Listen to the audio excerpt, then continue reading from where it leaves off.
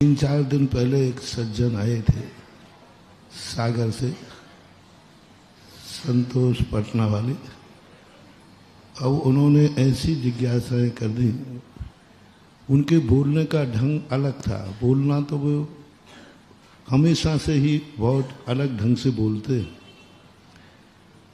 और उनके बोलने की टोन पर सबको हंसी आ जाती है। और वो जिस ढंग से टोन से बोल रहे थे,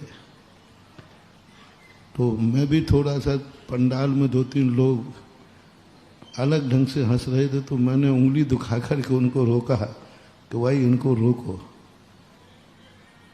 और उसी समय इनका जो भी वे बोल रहे थे, क्या बोल गए मैंने उस पर ध्यान ही नहीं दिया। उनकी टोन पर तो ध्यान था, लेकिन वो क्या बोल रहे हैं, क्योंकि उनकी बातों का कभी हमने कोई गौर ज़्यादा नहीं करते, क्योंकि वो हमेशा से, उनको बहुत पहले से जानते हैं। वे हमेशा से ऐसे ही बोला करते हैं, उनकी टोन है। लेकिन फिर भी उनको ध्यान रखना चाहिए था। हमने तो उस समय गौर किया नहीं, ध्यान दिया नहीं। आज हमारे पास एक महाराज जी के, हमारे ही संघ के महाराज के समाचार थे कि आप गौर से सुनो, उन्होंने जो बोला है एक बात वो ठीक नहीं बोला। क्योंकि मैं कभी जिज्ञासा के पहले कभी सोचता नहीं हूँ, तुमसे पूछता नहीं हूँ कि तुमने क्या बोल रहे हो, और उसके बाद मैं कभी सुनता नहीं।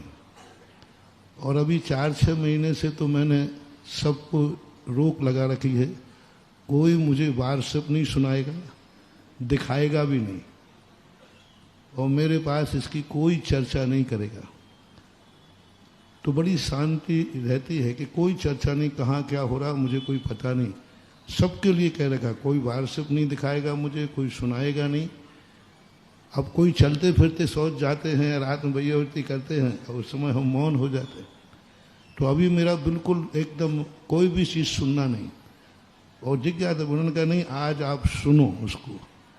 तो आज मैंने अभी सुना, तो सुनने के बाद मुझे भी विकल्प आ गया, मुझे भी अच्छा नहीं लगा। उस दिन तो मैंने बिल्कुल भी उपयोग नहीं, तो मैं उसी समय टोक देता, क्योंकि उपयोग भी नहीं गया। और हम उधर पंडाल की तरफ देख रहे थे, तो उस तरफ मेरा उपयोग, इतने में वो एक वाक्य निकल गया, एक ही वाक्य था, और वो जो बोला उन्होंने वो ठीक नहीं बोला।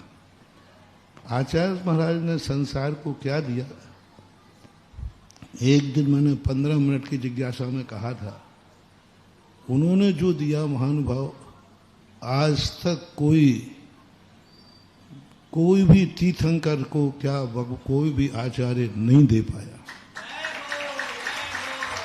आचार्य सिंह ने सारे जगत को जो दिया, मैंने कहा था ना, कोई तीर्थंकर ऐसे नहीं हुए जिन तीर्थंकर के समोषण में सारा पूरा का संघ बाल ब्रह्मचारी रहा। तीर्थंकरों का भी नहीं हुआ, उन समोषण में भी ऐसी कोई बात नहीं। जो हमारे पूज्य आचार्य महाराज ने एक ऐसा आगाज, सारे दुनिया के साधु कुछ भी कहें, आज जो भी जवान साधु दीक्षा ले रहे हैं, वो किसी भी संघ में ले रहे हों, वो सब पूज्य गुरुदेव आचार्य विद्यासागर महाराज का काम है। नहीं तो सब सामान्य रूप से रहते। आज युवाओं के लिए उनका तो नाम लेना, उनके संबंध में थोड़ा भी नकारात्मक सोचना, मैं सोचता हूं कि ये बहुत गलत है। उनके संबंध में जो कहा जाता है वो तो मसीहा थे, सब तरफ से। इसे चाहे राष्ट्र की तरफ से ले लो, चाहे समाज की तरफ से ले लो, चाहे धर्म की तरफ ले लो, चाहे श्रमण संस्कृति की तरफ ले लो, चाहे मेरी तरफ से ले लो। मेरे लिए आचार्य सिंह ने क्या दिया, मेरे लिए जो दिया है वो 100 जन्म में भी आपको मिलने वाला नहीं।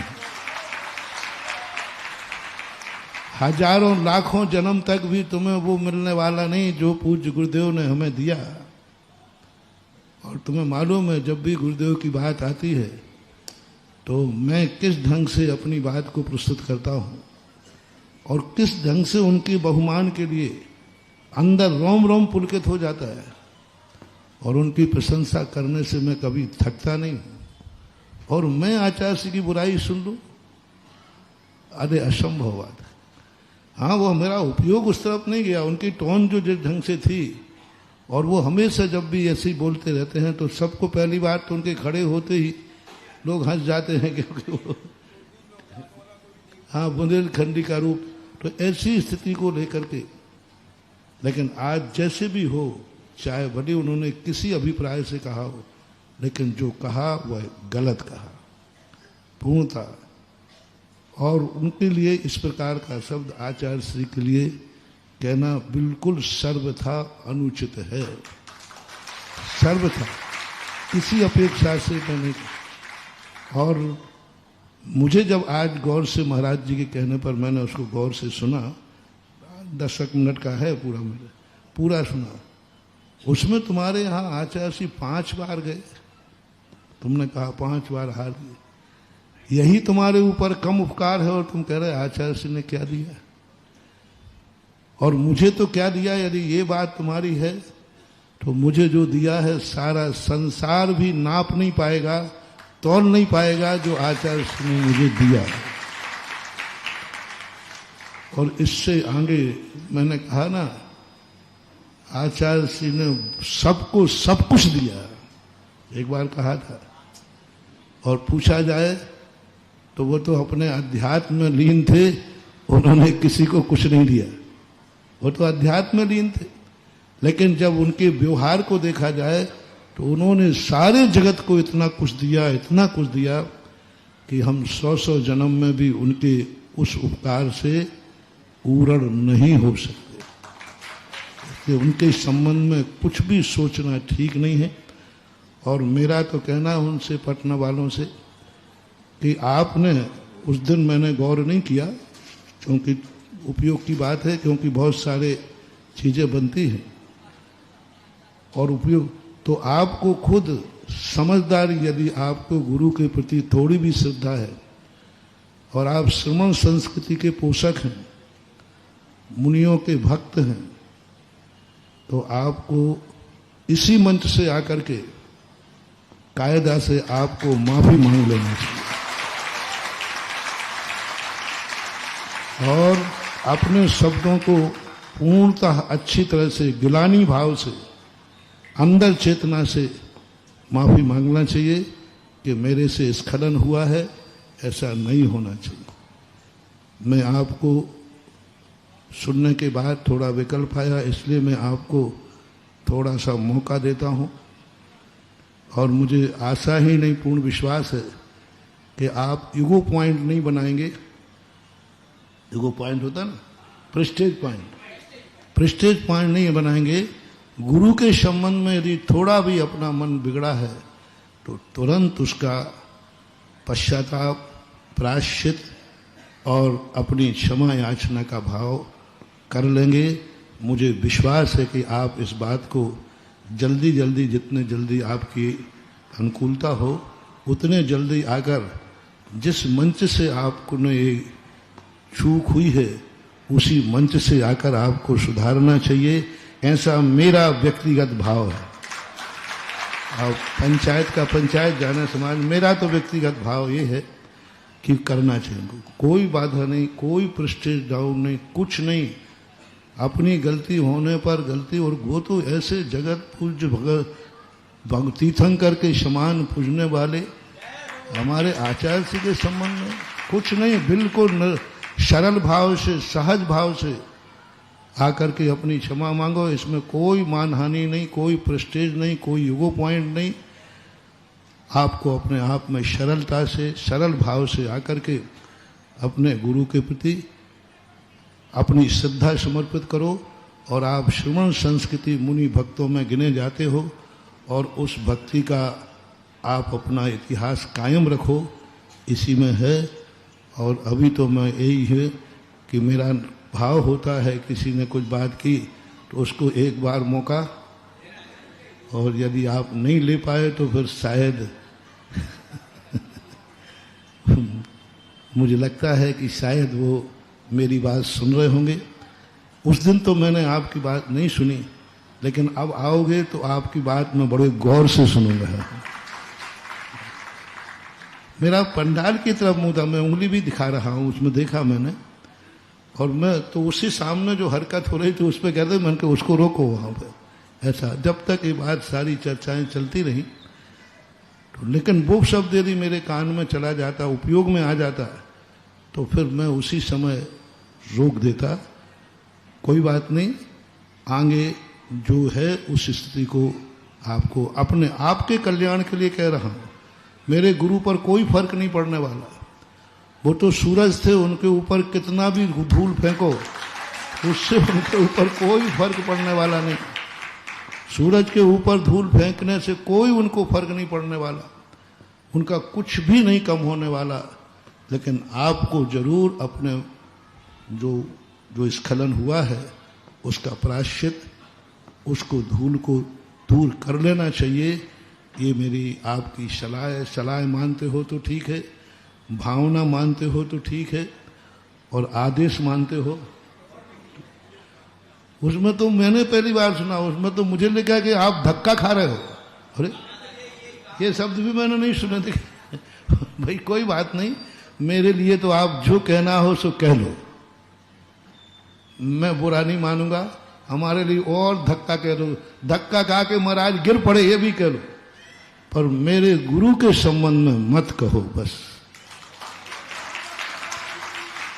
देखो तुम मेरे संबंध में कोई भी कितना ही बोलता रहता है, फिर भी मैं ज़्यादा, और मेरे संबंध में कहा उसका मुझे कोई विकल्प नहीं, कोई खेद नहीं, कुछ भी नहीं। और ऐसा कुछ भी नहीं है। हमारे महाराज हैं और हमारे संघ के आचार्य समय सागर हैं तो हैं, वो आज भी हैं। आप लोग क्यों हमारे संघ की व्यवस्थाओं में, हमारे अंतरंग संघ की व्यवस्थाओं में क्यों पड़ रहे हो?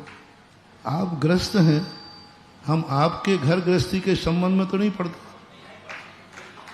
आप ग्रस्त हैं, ग्रस्तों का काम जो हमारा संघ है, हम लोग अपने संघ के हिसाब से, वो हमारे नायक हैं, वो हमारे आचार्य हैं, आज भी हैं, कल भी थे और कल भी रहेंगे। आपको इस संबंध में कोई ज़्यादा सोचो मत, विचार मत करो। ये हमारे अपने अपने आपके घर की बातें आपके घर में रहें और हमारे संघ की बातें हमारे संघ में रहें तो अच्छा है। एक दूसरे के कार्यों में यदि हस्तक्षेप करेंगे तो फिर थोड़ी सी व्यवस्था बिगड़ती है। आज मैं बहुत सरल अच्छे भाव से पटना जी को, संतोष जी को मेरा कहना है कि आप आकर के और मुझे संतुष्ट कर दें कि आपने सरल भाव से मेरे गुरु के प्रति श्रद्धा व्यक्त की, लेकिन करना इसी मंच से है, क्योंकि अपराध भी जहां हो क्षमा भी वही ही, प्रायश्चित भी वही होना चाहिए, ऐसा मेरा व्यक्तिगत मत है। और अब देखो, अब जब ये, क्योंकि साधु कोई निमित्त पा करके ही कुछ शिक्षा लेता है, आप लोगों से मैं अब शिक्षा ले लेता हूं, है ना। ये है, कोई भी जिज्ञासा आज के बाद यहाँ विवादास्पद जिज्ञासाएं नहीं करोगे, कोई भी विवादास्पद जिज्ञासा, मात आगम की करो, स्वाध्याय की करो, कोई सामाजिक सुधार की है तो करो, राष्ट्र के सुधार की है तो करो, कोई रागद्वेषात्मक नहीं, कषायात्मक नहीं, व्यंग्यात्मक नहीं, नाम लेके नहीं।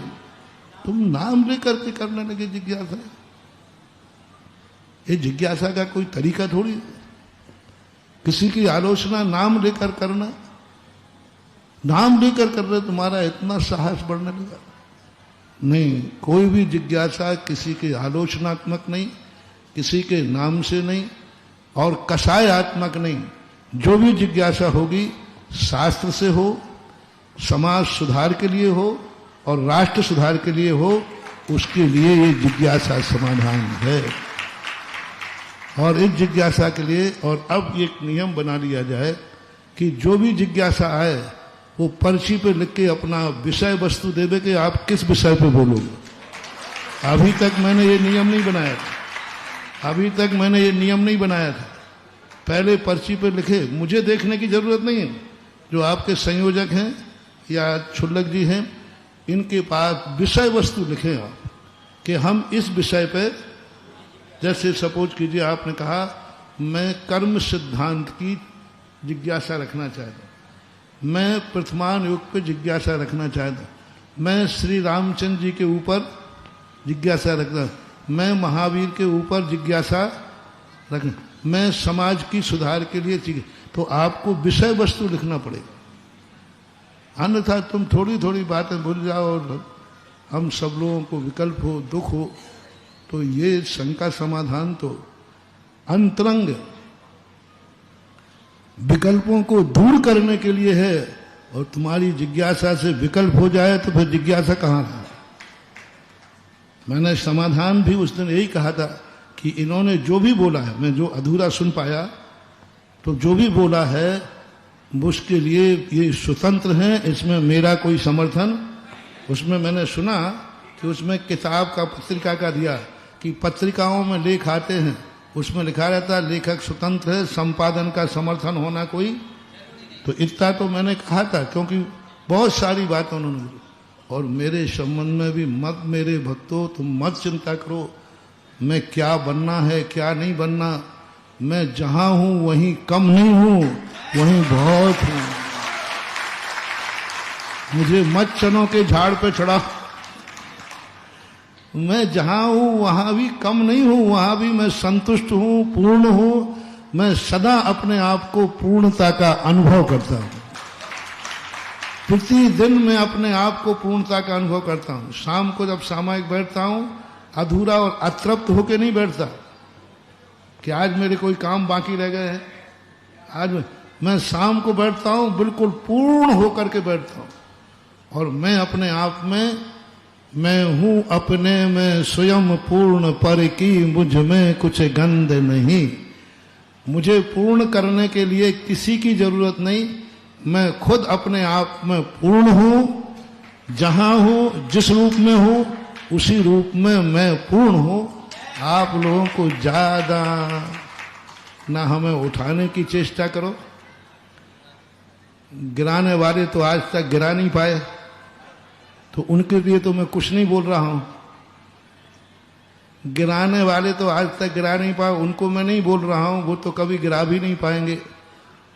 लेकिन उठाने वालों से कह रहा हूं, मुझे उठाओ मत, मैं स्वयं अपने आप उठने की शक्ति रखता हूं। दूसरा कौन उठाता है? जब व्यक्ति, मैं तो इतना समर्थ हूं, मैं स्वयं उठ जाता हूं, और मैं हूं अपने में पूर्ण हूं। इसलिए आपके लिए जिज्ञासा समाधान के लिए जो भी व्यवस्था बनाना है, आप पर्ची लीजिए, पर्ची पे विषय वस्तु हो, और विषय वस्तु आप पढ़िए, और उसमें, और इस प्रकार के विषयों के लिए आज से पूर्णतः विवादास्पद के लिए take to order, stay order.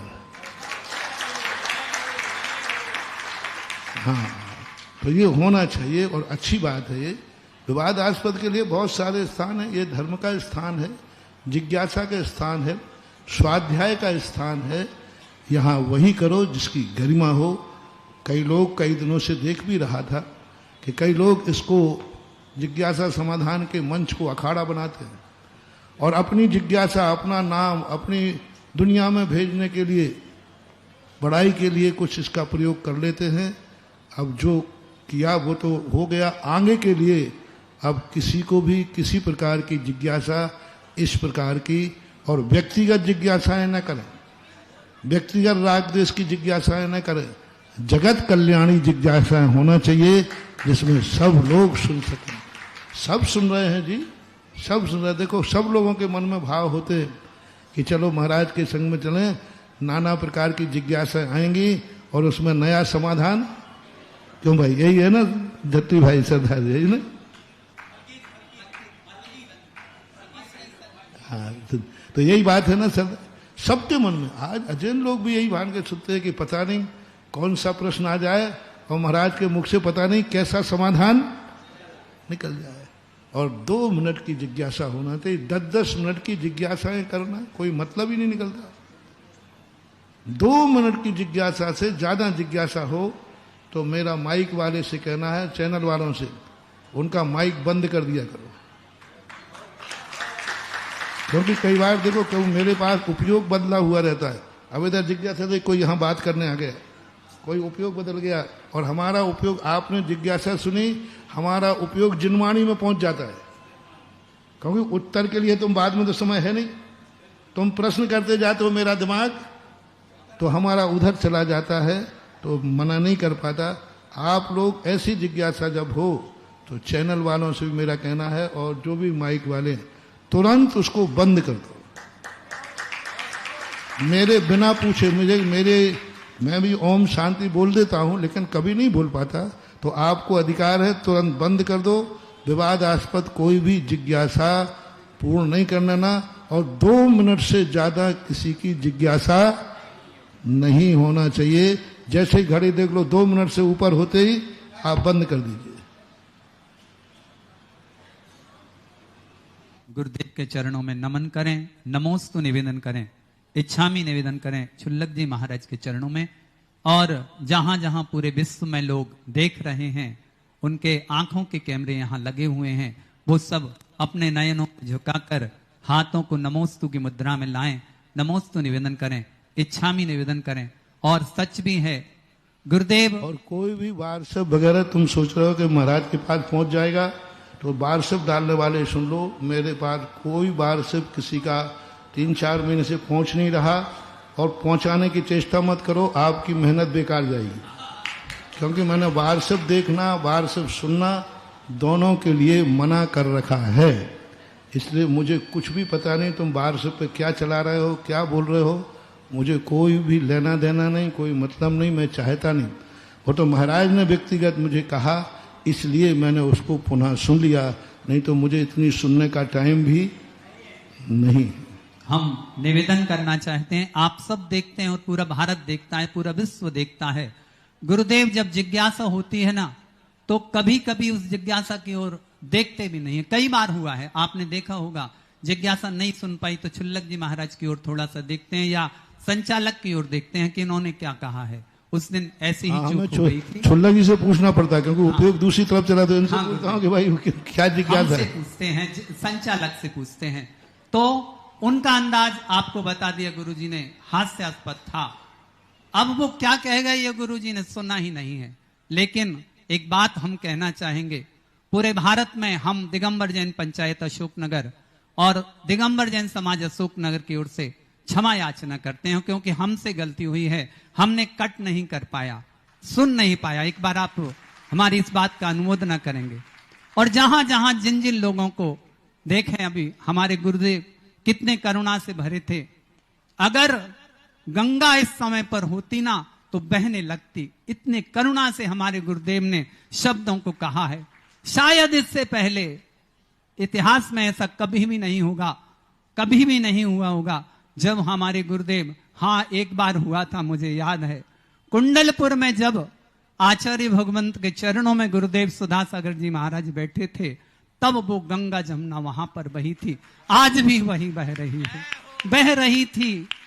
एक एक शब्द ऐसा लग रहा था जैसे हम निवेदन करना चाहेंगे, जिन जिन ने व्हाट्सएप चलाए हैं, हमने क्षमा मांग ली है।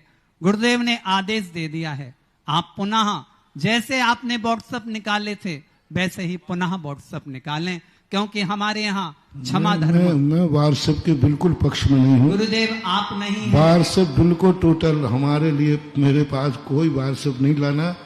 कौन व्हाट्सएप पे क्या बोल रहा है, मेरे भक्तों से कहना, मुझे न सुनाए। हाँ। मेरे आचार्य जी ने एक बार कहा था, एक व्यक्ति ने कहा, कल ही परसों तो कहा था कि भाई किसी व्यक्ति ने आचार्य से संबंध में कुछ कहा, तो वो भक्त था, उसने कहा महाराज जी वो बाहर आपके संबंध में ये व्यक्ति बोल रहा था। तो आचार्य ने कहा भैया उसने बोला कि नहीं बोला पता नहीं, लेकिन तुमने जरूर बोला कि मेरे मन में आ गया।